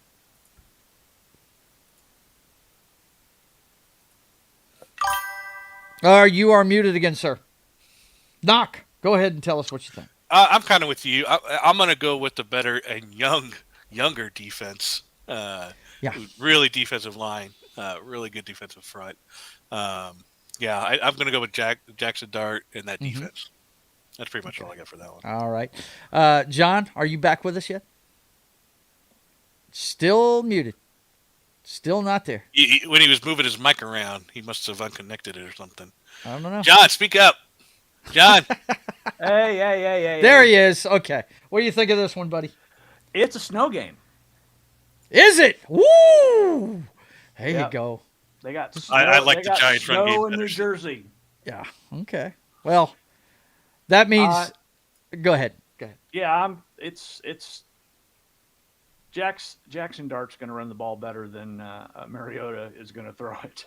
57-year-old Mariota. Look, the thing makes it a better game, though, I think, is them putting Jaden Daniels on the shelf and him getting all the snaps.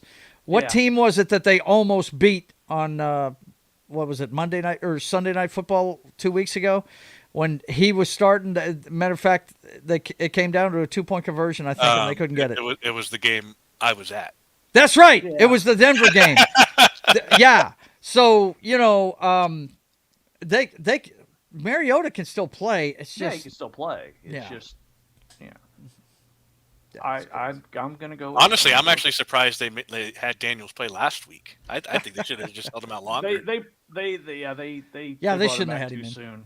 Yeah, they brought him back too soon. Dr. Jones, good to see you. He says Special Olympics matchup of the day. Yeah, no doubt. I think we've all got the Giants in this one, right, guys? Yep. Okay. Next up, you want to talk about a mismatch. I don't give a shit how bad Philadelphia's been playing. If they lose this game, they don't even need to show up for any more this year. I'm sorry. The Raiders are that bad. And no disrespect to you, Dr. Jones, but that your hometown team is ass this year. Philly could play their practice squad and still beat the Raiders. Right. That's what I'm thinking. And Knock, you got anything you want to add to that? No, I mean this is the only thing that'll be affected in this game is if Crosby injures Hurts. Like that's it. That's the only impact. Yeah, that's the only impact can happen in this game. Yeah, with the future of the season. Like that's it. Yeah, pretty much. Raiders are done. Yeah. Okay, next up. They need to put Pete Carroll back in a sarcophagus. Well, Damn. Yes, but it's the organization there. Let's face it. Oh, yeah. They're not good. And Brady being part owner, I think that's a distraction that's messed this team up a little bit more. Now, No, they just always sucked. if he got more hands-on in the business, Yeah. you know, He's like too busy. becoming a He's too GM busy. maybe. Yeah. But I don't think he wants to do that. He's He's enjoying not John himself so Elway. much. He's not. He's not Although- Lynch. Yeah. Although we'll talk about it here in a minute, I think he's looking at thinking, I wonder if I can come back. You're right. Yeah, there was some stuff happened this week, and we'll talk about it coming up. But the big game today for our man Knock is a game he's hosting. Game of the week. In Mile High. Is it the game of the week? I think it's the game of the week. Yeah, You got one of the best I think the teams in the Buffalo NFC. New England matchup's better than this Yeah. one, but could be a Super Bowl preview. It could be. And Dr. Jones joins us. Good to see you, man. How you doing? With that big D. The big D. He's got the big D. Big swinging D. Anyway, when he gets, he'll get his microphone sorted out here in a minute and give me a heads up, I'm sure. Anyway, Knock, I give you the floor. Tell us how you're going to stop the overrated team. I'm sorry, if there's an overrated team in the fucking league, it's the fucking Green Bay Packers. Go ahead and tell me how you're going to beat this overrated team. I'm hoping that the Mile High will just make him run out of breath. 'Cause, I mean, Right. I don't know. But That's a factor, man. I think our defense is good enough to. We're used to Josh Jacobs, that's for sure. Yeah. I think our run defense is pretty decent. We've stopped Barkley. We've stopped some pretty good running backs to stop that. So that'll put it on Love. Our defense is obviously going to be man to man. That's where we get all our penalties. Yeah. But the defense is going to do what the defense does. This game is all about the offense. Yeah. Honestly, when I look at the Packers, they're like the NFC Broncos to me. The offense could be suspect at times. You don't see, but the defenses are really good. Mm-hmm. We're going to have, Micah Parsons up, Bo Nix's ass, and Nick Benito. Am I hearing ringing in the background? Yeah. Dr. Jones, you've got something in your background that sounds like a. You got to order beeping or fries something. up or something? Sorry, I'm just trying to get it. I don't know. I'm trying to reset my system here. So Okay. Yeah. So that's it's going to be about the Broncos defense or offense and what each side can do. I think both offense are almost very similar Mhm. as far as how they disappear at times and how they have these crazy plays at times. Mhm. I don't know. Our wide receiver core isn't the best. I was fixing to Pretty say, young. you said Pretty that young. Really young. you felt like the offense was the same. If they've got an edge, it's in the wide receiver core. They've got really good wide receivers there in Green Bay. Yeah, for sure. But they lost their best weapon, which is Kraft, right? Yeah, that Yeah. tight end going down Yeah. that's rough because he was showing out this season so far. I think Evan Ingram is starting to come around finally. I think Mhm. he's starting to get more looks and be more useful on our offense. So Yes. that's only going to get better. We still got Sutton, Mhm. Mims Jr., who had recently came back from injury. Pat Bryant's starting to show up. And so I don't know. I think turnovers is going to probably be the big thing in this one. Okay. Which quarterback gives it up, I think, is going to be the main difference in this particular one. But Denver's at home, so Yeah. the crowd's going to be in it. I picked Denver because of their defense. My dad picked Green Bay because of their offense. That's where it's going to be won and lost, if you ask me. I think, Green Bay's got a good defense, but I think the key for you guys is running the ball. I think that's Which hasn't been the same since J.K. Dobbins went down. Now, yeah. I really like R.J. Harvey. Mhm. I think you're going to see a lot of McLaughlin. Yeah. So you're going to see some of Batty. But McLaughlin, Harvey scored last week, man. He looked Harvey good. is awesome, but Yeah. he's a small dude. Like he's Mhm. not the 3-down back. Yeah, you're going to have So, to do it by stable. If no we had doubt. Josh Yeah. Jacobs in this game, I'd be happy. Like right Right. now.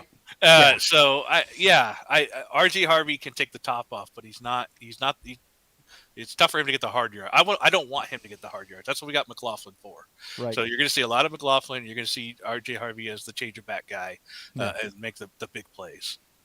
Okay. John, what do you think of this one? Well, much like the Cowboys, which Bo Nix are we getting? Yeah.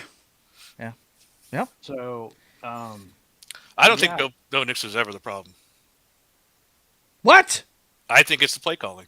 Oh, okay. Oh, The okay, play calling well, is just That guy needs to not slow on. down, dude. He Well, okay, he- I won't say not ever the problem, but I think a lot of the times the play calling is very shit. yeah. Well, that's fine, but a lot of times guys are getting open and he's throwing it way too quickly. He needs to let the game slow down, and that's a problem with young quarterbacks. That eventually the game will slow down for him, and that's why Drake May's such a surprise this year. It slowed down that fast for him, and it just it needs to slow down for Bo Nix. I think he's a talented quarterback, but Yeah. I see too many times he gets rid of it too soon when he's got guys that are going to be open, and he's just not waiting for it. Go ahead and finish your thoughts, John. Yeah, I think this is all going to depend on which Bo Nix shows up. Mhm. If the good Bo Nix shows up, yeah, it's going to be Broncos running away with it. Yeah. If Okay. not, Micah Parsons is going to be saying hi to Bo Nix an awful lot. Oh, Nick, Yeah. We have- Parsons disappears a lot, He does disappear a lot. Yeah, well, especially if he can run the ball. Yep. Which that's not good. That's what's got to happen. That's why I keep saying Yeah. run the ball. If you want to beat that guy, you run the ball. He overruns running plays all the oh time. yeah, he does. Dr. Jones, do you have your sound issues fixed up? Is that better? Yeah. Yeah. Yeah, Okay, it doesn't just sound sounded like like him. you had some kind of ticker tape behind you or I something. was cooking fries, man. Oh, okay. You're Really good. hard There it I is. knew it. Yeah, I got a fryer in my my office. Gotcha. Don't How tell you me feeling about this one, man? Green Bay. Yeah, I don't know. This is kind of a pick 'em. I Mhm. mean, I think they're evenly matched teams. I would go with Denver at home. If it was in Green Bay, I'd go with Green Bay. I just think they're evenly matched. So I agree with that. I think it's kind of a pick 'em. So I picked Green Bay in case. Yeah, that wasn't yeah. clear. I'm sorry. Did I? I'm sure did you I did, not John. get that? I'm sure you did. Well, you picked Green Bay to win it all this year, so hey, I'm not surprised at all. Okay, so who'd you say you got there, Dr. Jones? I'm gonna pick the Broncos by a field goal. Yeah, yeah. I think We the do like defense them is going to field win goal out. wins. Yeah, We do like them. We don't win by much very often. But the thing is with the Broncos, I mean, the Bears. I'm looking at the game last weekend. I mean, the Bears, their defense is banged up, and they were going neck and neck with the Packers. I just think the Broncos have such a good defense that I don't know. I see this being a repeat of the Eagles game where it's like 6-3, 9-6. It's just going to be a tight game. Yeah. Could very well be. yeah, and that's what I'm seeing too. I think that defense is that good. As long as Bo Nix doesn't screw it up, they can win any game. I give the 2 check boxes to the defense and the home field. That's my whole thinking here with taking Denver. Next up, we have got another good one. As sad as some of these matchups are, some of them are really good too. We got a couple of the top offenses in the league going at it today as Detroit visits the Los Angeles Rams. You know how I feel about Matthew Stafford and them Rams, guys. This is a tough team to stop right here. And Detroit has had their ups and downs this year. I'm taking LA in this one. You know how I feel about this team. I refer to them a lot, especially when we were talking about the selfless wide receiver core earlier. And but Detroit can light you up in 2 seconds. It's just when they talk about complimentary football, I see the definition of it in LA right now. Their defense plays really good to back up the scoring that the Rams do. Dr. Jones, I'll give you the first take on this one. Go. Yeah, the Lions have had a suspect defense all year. This is going to be, I'd say, the Rams by a touchdown or 2. I just don't see Detroit. Detroit's kind of down this year. I mean, they have offensive weapons, but I think the Rams are just too tough. Lions are not the Lions of the last 2 years, so Rams by a couple touchdowns, methinks. Okie doke. John, who you got? I got the Rams because the Rams have Mevis. The Rams have what? Mevis, Mevis. their kicker. Oh, the thicker kicker. That's Kicker. right. Yeah. The 2 losses they have are because of kicking. Or excuse Yeah. me.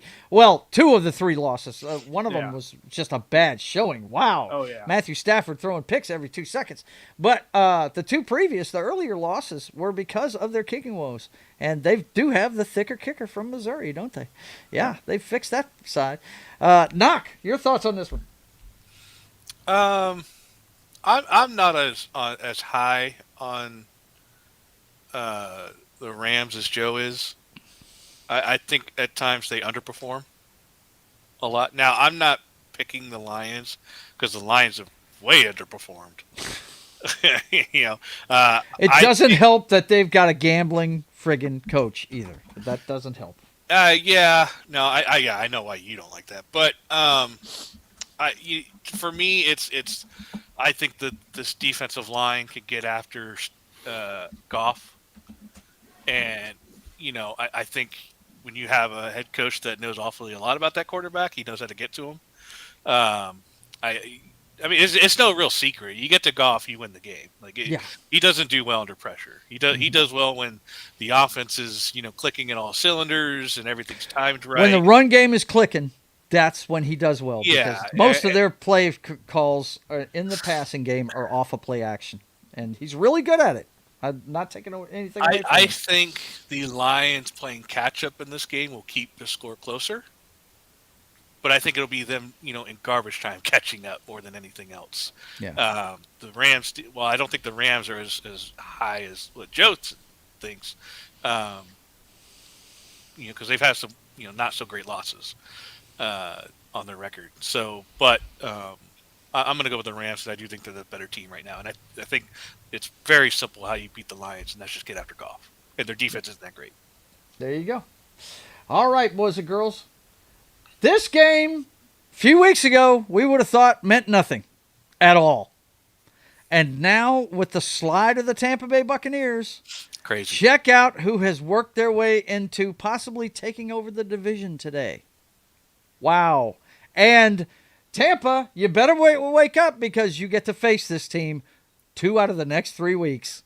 And I think they have Seahawks in between.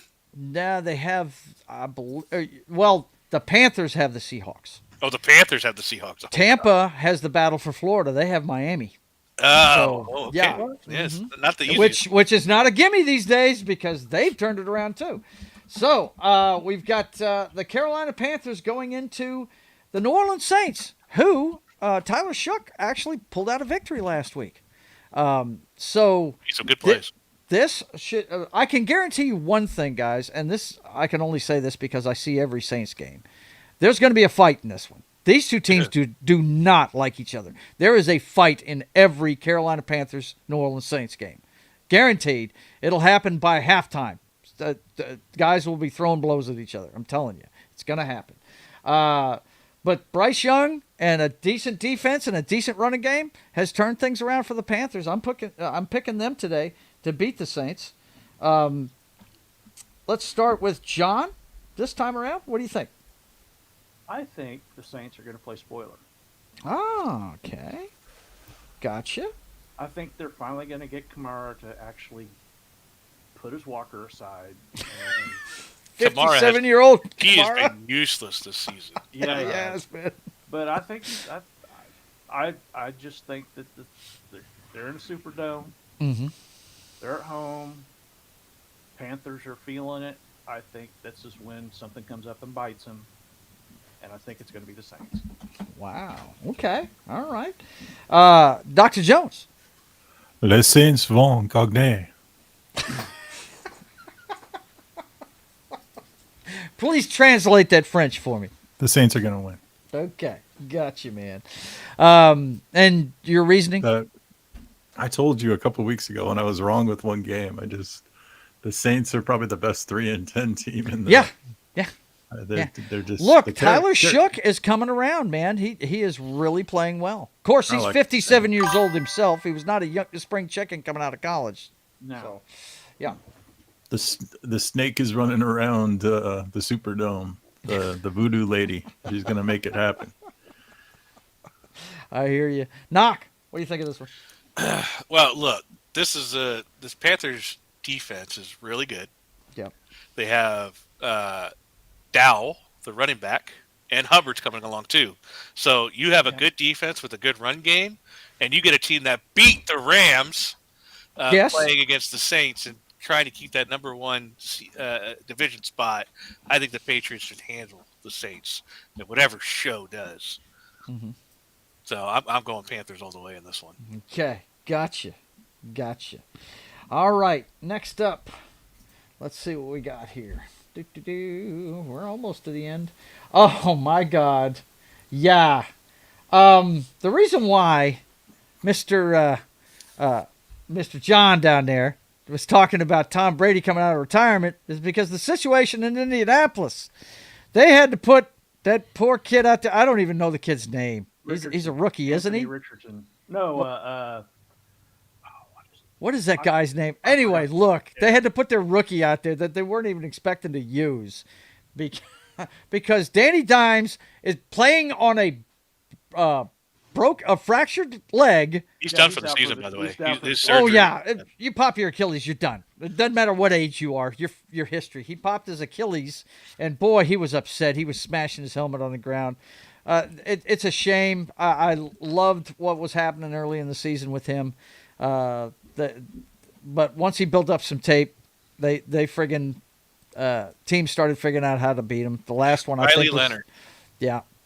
yeah. Riley Leonard, is this that guy's name? Okay. Yeah. Well, And he's out. apparently they don't think much of him No, because he's out. is he out? Yeah, he's injured. Really? I think he Yeah. got hurt too. Yeah, I don't know if Yeah. he's out. I think he got Wow. injured.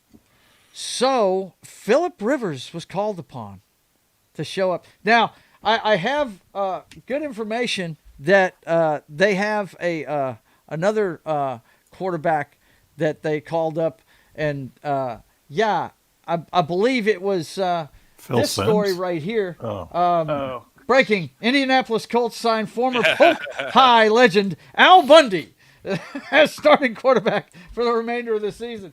Yeah, man, this is another one from Tim. Great. Thanks a lot, Tim. That's pretty awesome. But yeah, Philip Rivers coming in off the couch. Actually, he's not on the couch, guys. He's coaching high school football in Alabama. That's what he's doing. yeah. But look, you guys know how I feel about my cousin. You know, I love the guy. I hope he has a Flacco-esque like run. I mean, what would there be a better And you story? want to start this week? You wanted to start this week? No, I don't think it's going to start this week. No. You guys know our defense is good. We're playing at home. I think we're going to win this game. But what a great story it would be if my cousin came back and led them to the playoffs. I think that would be awesome, man. I really do. But I'm taking the Seahawks in this one. Knock, what do you think of this one? Well, we talked about head coaching loyalties, and Rivers is like, I don't want to deal with my team anymore. I don't want to deal with my football of a team, kids. He's a grandfather now, by the way. Yeah, he and is. yeah, so and it's Christmas time. He's shucking all responsibilities, and he's coming back to get the Colts. Now, what I did hear is that he implements the very same offense that the Colts play. Okay.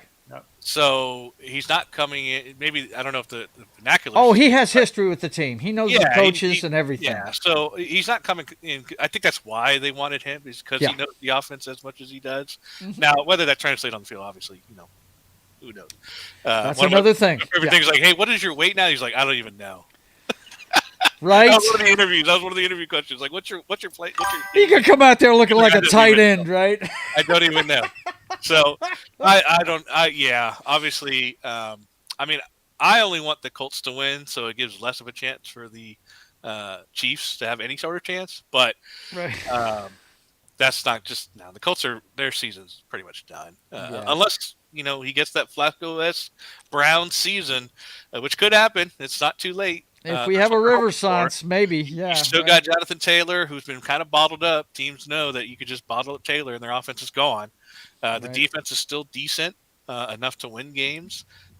So yeah, they just need a quarterback, and they had him for they were 8-2 at one point, and then Yeah, and then just went.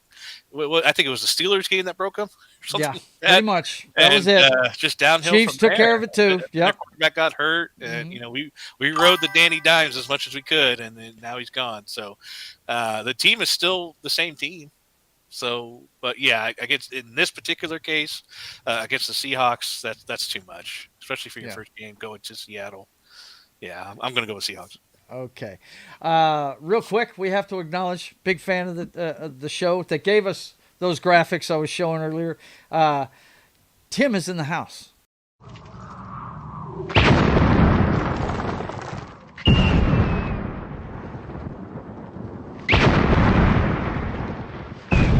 There are some who call me Tim. It's not Fuck Headquarters 2005. It's Tim. He says, hail. And he says, I'm on my break now. It's good to see you, man. Thanks for the graphics. I showed both of them. I showed the Chiefs Dynasty Tombstone, too. And also in the house is Matt. He says, Old Man Rivers is great, whether it's Joe or Philip. That's right. Me and the cousin are both cool. And he also says, I watched him coach a couple of months ago. Wow, man. Yeah, that's over there in Alabama, where he's from. Yeah, awesome. That's very cool. Good to see you, Matt. John, anything more to say about this one? Even though it'll hurt us, I really want the Colts to pull this out. I want to see Rivers come out and light it up. Yeah. He's not gonna move in the pocket. He's No. not going anywhere. That's the thing. He's a statue. But he's still got a cannon. So, and also they've got my hometown player, Blake Groupie from Sedalia, Missouri. Yeah. So, but yeah, I can't pick them. It's Not gonna be today. Seahawks. Yeah, not today. Off the couch into the 12th man, and a Yeah, very I'm good not getting top thrown into 5 the fire. defense against the run and the pass this year. Not getting thrown into the fire. Right, exactly. Dr. Jones, anything else you want to add? This is how I see it playing out. I've predicting the future. So Philip Rivers starts, and he realizes he doesn't have enough weapons. So Carly Ursay at halftime brings in Maurice Jones-Drew as quarterback or running back. Jason Witten as tight end. Gets Terrell Owens and Randy Moss. Brian Urlacher. Resurrects Hernandez. Is it Whitworth or what's it the lineman Whitworth? You get Right. Kelsey. You get Right. Kelsey over there. Fixes Mike Utley. Oh, my God. And then has the super team. And resurrects Walter Payton. And Yeah. you've got like, and Seattle loses 44-0. Right. Because Mike Ditka joins the sidelines. Seattle's going to kick. Yeah, this is going to be ugly. I mean, Seattle. It is going to be nasty. Their defense. Like Philip Rivers is going to lead the first quarter in a wheelchair. You know what? I need bad. the Colts to This is gonna be win the Super bad. Bowl. I need the Colts to win the Super Bowl so we can get Sandra Bullock as whatever her name is that president. Yeah. We need that movie. We need that movie. No Swami here, man. It's going to be Seattle. Like whoever has Seattle in fantasy is going to get Huge amount of points because they got the number 1 wide receiver in the league, and it's going to be fun. Yeah. Not even a match. Yep. Even Matt also with- says, I'm sorry, go ahead. Yeah, even with Jones in Indianapolis in full strength, I still see them losing this game. You know, Matt says his son throws sidearm like him. Really? Wow. I don't call his a sidearm. I call it a shot put. It looks like it comes straight off his shoulder, you know.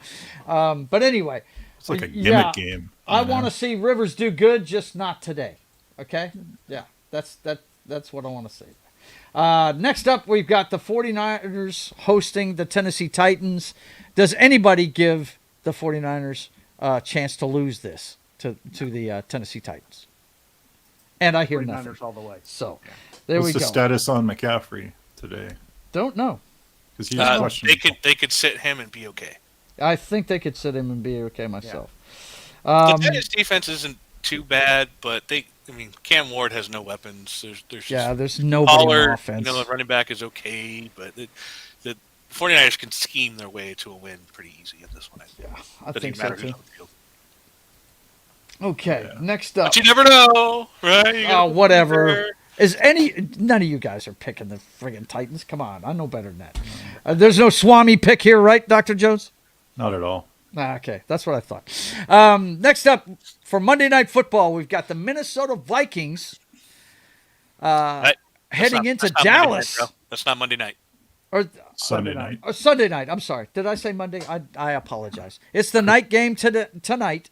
Minnesota and McCarthy in Minnesota heading into Dallas to play All the games we have, Cowboys. and this is the one they don't flex. Like, what the hell? When do they start Three- flexing? you Is have it this three- week? It's December. Okay. They start Yeah, they should've flexed flexing it. in December. So I mean, I think they just wanted. They want the Cowboys on television. That's what crazy, it is. man. It's Yeah, the 3 potential Cowboys. teams that could have done this. It's the richest franchise in sports today. So they want them. This on is another TV. game where I have no interest in it, except for right? you know. But as soon as you say that, Yeah, just like you said that Thursday, it could turn out to be a good one. it might be because these two teams suck, and they're both evenly sucking. So Yeah, but one of them suck at sucks. different things. I think the matchup we need to watch tonight, though, is Dak and the offense versus Minnesota's defense. Pretty Minnesota's much, defense can be great and can be shit. Last week they were great and they play up and down. So I guess this may be the week where they play like shit. But I'm taking the Dallas Cowboys in this one because I think they can outscore McCarthy and the Minnesota Vikings. Dr. Jones, what do you think of this one? Yeah. Any Swami pick on this one? Both of these teams are fucking trash. Yeah, they are. Oh my god.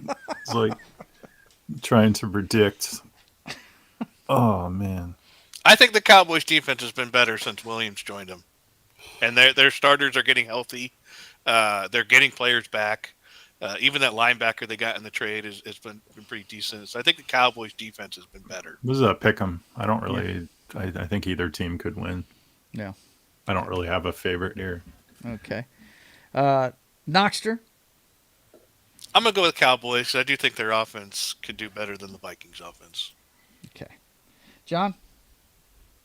If the Vikings didn't have J.J. McCarthy, I would pick them. But because they do, yeah, I'm going Cowboys. Okay.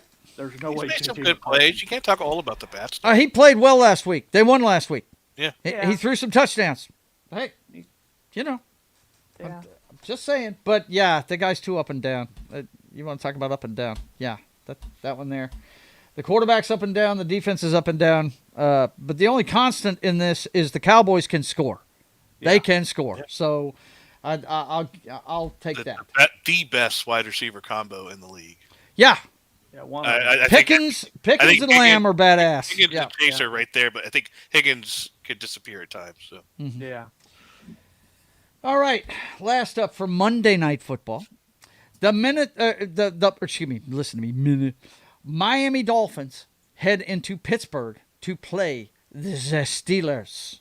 Aaron Rodgers, who's basically telling everybody to relax. They won last week. They're hosting the resurgent Miami Dolphins. They've been winning. So this one should be interesting. I gave the nod to Pittsburgh for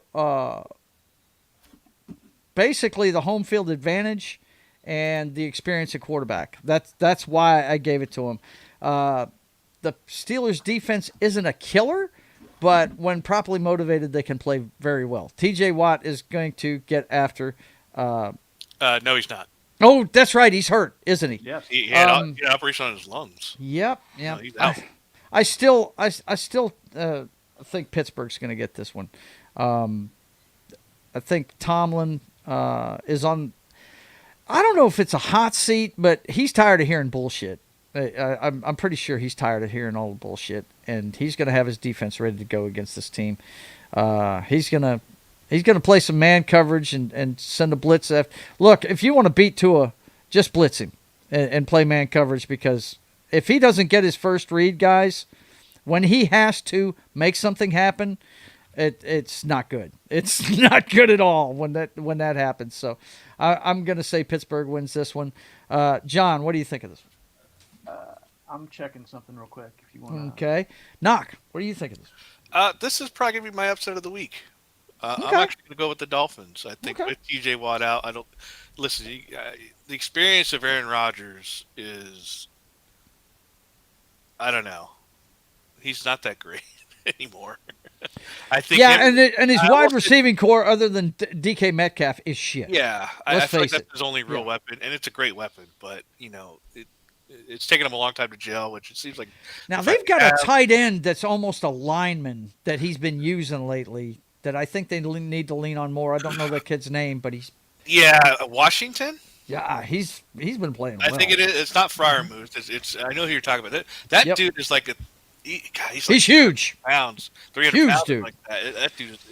It's like having a tackle out there playing. You mentioned him. fucking- You mentioned him. It was like last week, the week before, or not? Like 2 weeks ago. And then I started watching. And I was like, "That's not Fryermuth." He was talking. Because initially I thought you were talking about him, but no, this guy's. I think it's He's Washington. mammoth. Yeah, Guy's. Mhm. Wow. he's a Darnell tackle-sized tight Yep. end, and it's ridiculous, man. Yeah, like and he 6'7" catches the ball. He needs Six- to get more looks. 6'7", 264 pounds out of Georgia. What's his Yeah. name? Darnell Washington. I knew it was Darnell Washington. Washington. Yep, Darnell. Dude. Number 80.